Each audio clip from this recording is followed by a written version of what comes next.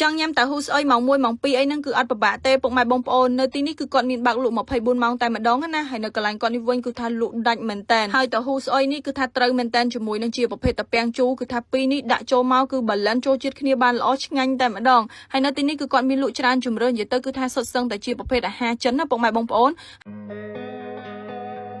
គាត់មាន promotion discount រហូតដល់80%នៅលើ app Wow Now ណាដែល promotion ហ្នឹងគឺមានតែជាប្រភេទតាហ៊ូស្អុយទេគឺមួយខែពេញតែម្ដង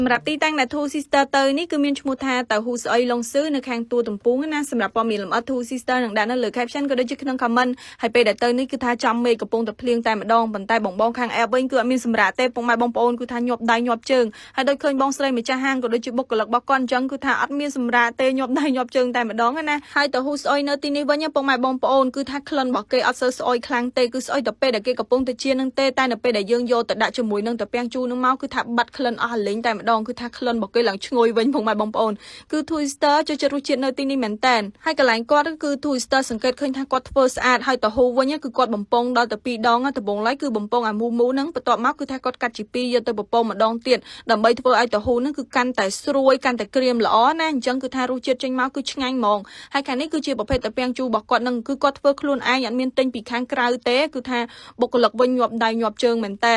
ហើយបើតាម Twister សាកសួរបទពិសោធន៍នៅក្នុងការលក់បបងស្រីគឺគាត់បើកនៅទីនេះខ្ទង់6ឆ្នាំអីពុកម៉ែបងប្អូនហើយដើមហេតុដែលចាប់ផ្ដើមអាជីវកម្មនេះគឺបងស្រីគាត់មានគ្រួសារជាជនជាតិចិនដែលបងប្រុសគឺគាត់លក់នៅប្រទេសចិនអញ្ចឹងប៉ុន្តែឥឡូវនេះគឺគាត់ចាប់ផ្ដើមមកបើកលក់នៅស្រុកខ្មែរវិញពុកម៉ែបងប្អូនហើយបើថាទឹកស៊ុបនេះវិញក្លិនគេឡើងឈ្ងុយតែម្ដងអត់សូវហឹរខ្លាំងទេតែសម្រាប់អ្នកដែលចូលចិត្តញ៉ាំហឹរអីគឺគាត់មានម្ទេសឆានៅខាងក្រៅឲ្យដាក់ថែមអញ្ចឹងគឺថាស្រឡាញ់ចូលចិត្តរសជាតិហឹរប៉ុណ្ណាគឺដាក់ប៉ុណ្ណឹងទៅធានាថាមកអែមតែម្ដងដូចឃើញនេះអញ្ចឹងគឺថាម្ទេសគាត់ត្រៀមទាំងឆ្នាំងធំបែបហ្នឹងតែម្ដងហើយនៅទីនេះមិនមែនមានតែជាប្រភេទតាហ៊ូស្អុយទេពុកម៉ែបងប្អូនគឺគាត់មានជាប្រភេទអាហារចិនអីផ្សេងច្រើនទៀតនិយាយទៅគឺថានៅកន្លែងគាត់នេះពុកម៉ែបងប្អូនចង់រកជាប្រភេទអីក៏មានដែរមិនថាតែជាប្រភេទសាច់ចកៈអញ្ចឹងក៏មាននិយាយទៅគឺថាច្រើនជំរឿដូចនៅក្នុងមីនុយនេះអញ្ចឹងហើយតម្លៃរបស់គាត់វិញគឺសមរម្យសម្រាប់តាហ៊ូស្អុយបើសិនជាយើងខ្ចប់គឺមានតម្លៃចាប់ពី$3ឡើងទៅណាប៉ុន្តែនៅពេលដែល Twister មកញ៉ាំផ្ទាល់នេះគឺ Twister កំងជាប្រភេទចានធំតែម្ដងដែលមួយចាននេះគឺមានតម្លៃ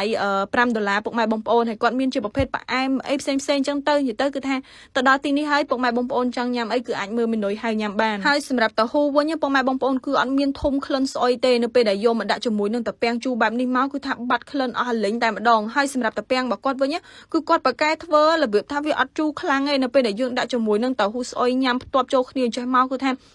ពុកម៉ែបងប្អូន Twister ឥឡូវមានអារម្មណ៍ថាខួរក្បាលគឺនឹកឃើញតែតាហ៊ូស្អុយនៅក្នុងខួរក្បាលនេះព្រោះដោយសារតែនៅកន្លែងគាត់គឺធ្វើឆ្ងាញ់ហើយសម្រាប់ពុកម៉ែបងប្អូនដែលមានពេលទៅញ៉ាំផ្ទាល់ទេគឺថាអាចកំងតាម app ដឹងជូនបានគឺគាត់មាននៅលើគ្រប់ app ដឹងជូនតែម្ដងណាប៉ុន្តែអ្វីដែលកាន់តែពិសេសហ្នឹងគឺថាចាប់ពីថ្ងៃទី1ខែវិច្ឆិការហូតដល់ចុងខែវិច្ឆិកាគឺថារយៈពេល1ខែពេញតែម្ដងគឺគាត់មាន promotion នៅលើ app Wow Now discount រហូតដល់80%អញ្ចឹងពុកម៉ែបងប្អូនកុំភ្លេច check មើល promotion ណាគឺថាចំណេញតែម្ដងហើយខាងនេះគឺជាប្រភេទបង្អែមរបស់គាត់ហ្នឹងគឺថា